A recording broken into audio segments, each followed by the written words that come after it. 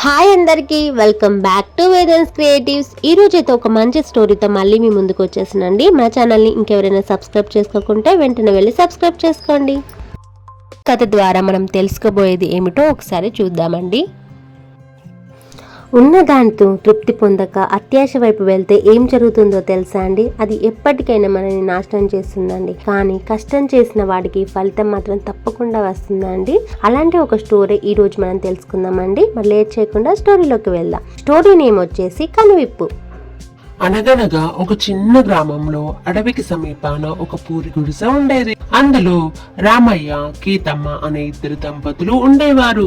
రామయ్య అడవికి వెళ్లి కట్టెలు కొట్టుకొని వచ్చి పట్టణంలో వాటిని అమ్మేవాడు. అలా వారి జీవనం కొనసాగించేవారు.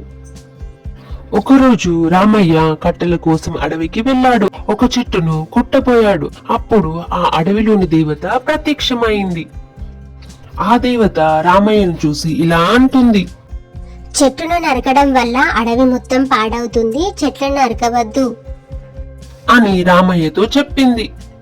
అప్పుడు రామయ్య ఇలా అంటాడు, కట్టెలు కొట్టి అమ్మకపోతే నా జీవితం ఎలా గడుస్తుంది తల్లి అని రామయ్య చెప్పగానే వనదేవత ఒక పాడి ఆవుని ఇచ్చి ఇలా అంటుంది, ఈ ఆవు పాలను అమ్ముకొని సంతోషంగా జీవించు. వెళ్ళు రామయ్య అని చెప్పింది. దానికి రామయ్య సరే అంటూ ఆ ఆవును తీసుకుని ఇంటికి వెళ్ళాడు. రామయ్య తీసుకువచ్చే ఆవును చూసి కీతమ్మ చాలా ఆశ్చర్యపోయింది. రామయ్య ఆ ఆవును చూపిస్తూ జరిగిన విషయమంతా కీతమ్మకు చెప్పాడు. ఆమె కూడా చాలా సంతోషపడింది.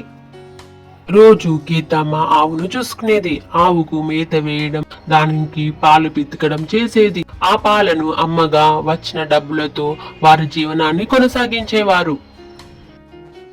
కొన్ని రోజులు గడిచాక రోజు ఆవుకు మేత వేయాలి, పాలు పితకాలి అని కీతమ్మకు చాలా విసుగు వచ్చింది.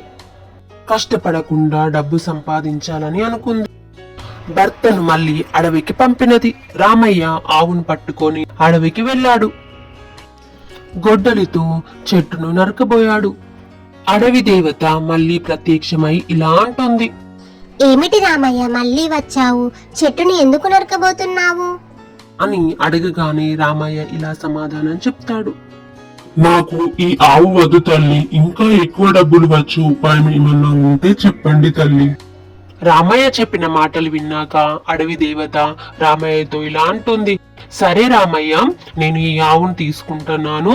నువ్వు ఇంకెప్పుడు అడవిలోకి వచ్చి చెట్లను నరకవద్దు అని చెప్పి ఒక బాతుని ఇస్తుంది. ఈ బాతు రోజుకొక బంగారు కోడిగుడ్డు పెడుతుంది. దీన్ని అమ్ముకొని నువ్వు సంతోషంగా జీవించు అని చెబుతుంది. రామయ్య ఆ బాతును తీసుకొని ఇంటికి బయలుదేరుతాడు. దాన్ని తీసుకువెళ్లిన మరుసటి రోజు బాతు ఒక బంగారు కోడిగుడ్డు పెడుతుంది. రామయ్య ఆ కోడిగుడ్డును అమ్ముకొని వచ్చిన డబ్బులతో తమ జీవనాన్ని కొనసాగించేవారు. అలా రోజు పెట్టే గుడ్డును అమ్ముకొని బ్రతికేవారు. కొన్ని రోజులు గడిచాక కేతమ్మకు మళ్ళీ విసుగొస్తుంది. భర్తతో ఇలా చెబుతుంది, ఏమయ్యా, ఈ బాతు రోజుకు ఒకే గుడ్డు పెడుతుంది. మనం త్వరగా ధనవంతులం కావాలంటే కోరిన ధనం వెంటనే ఇచ్చే సంచి కావాలి. నువ్వు వెళ్ళి ఈ బాతును అడవికి తీసుకెళ్ళు. కేతమ్మ అలా చెప్పి రామయ్యను మళ్ళీ అడవికి పంపిస్తుంది. రామయ్య అడవికి వెళ్లి మళ్ళీ చెట్టును నరకబోయాడు. అడవి దేవత మళ్ళీ ప్రత్యక్షమై రామయ్యతో ఇలా అంటుంది, ఏమైంది రామయ్య, మళ్ళీ వచ్చావు? అడవి దేవత అలా అనగానే రామయ్య ఇలా అంటాడు, ఈ బాతు రోజుకు ఒకే గుడ్డు పెడుతుంది తల్లి, ఈ బాతు మాకు వద్దు, ఇంకా ఎక్కువ ధనం ఇచ్చే సంచి ఇవ్వు తల్లి. రామయ్య అలా అనగానే అతని అత్యాశకు దేవతకు చాలా కోపం వస్తుంది. తాతతో పాటు మాయమైపోతుంది. రామయ్యకు కోపం వచ్చి గొడ్డలితో చెట్టును నరికేస్తాడు. అది తెగి రామయ్య కాళ్లపై పడిపోతుంది. కాళ్ళు విరిగి కింద పడిపోయాడు. కేతమ్మ తన భర్త ఇంకా వస్తున్నాడని భయంతో అడవికి బయలుదేరింది. కింద పడి ఉన్న భర్తను చూసి చాలా బాధపడింది. కేతమ్మ ఈడ్చుకుంటూ రామయ్య కాళ్లను అదిమింది. రామయ్య నడవలేకపోయాడు. కేతమ్మ మెల్లిమెల్లిగా రామయ్యను తీసుకుని ఇంటికి బయలుదేరింది. కేతమ్మకు చాలా బాధేసింది. కొండయ్య ఇప్పట్లో ఇలాంటి పని చేయలేడు, మేము ఎలా జీవనాన్ని కొనసాగించాలి అని చాలా బాధేసింది. అలా అనుకొని కేతమ్మ రోజు అడవికి వెళ్లే అడవిలో దొరికే నేరేడు, రేగిపళ్ళు, జామ పండ్లను తీసుకొని వచ్చేది. ఆ తీసుకొచ్చిన పండ్లనే ఇద్దరు తినేవారు. ఆ గింజలను ఇంటి వెనుక ఖాళీ స్థలంలో విసిరేసేవారు. కొన్నాళ్లకు ఆ పాడేసిన గింజలు మొలకెత్తి పెరిగి పెద్దవయి కాయలు కూడా కాసాయి. కేతమ్మకు రోజు అడవికి వెళ్లే బాధ తప్పింది.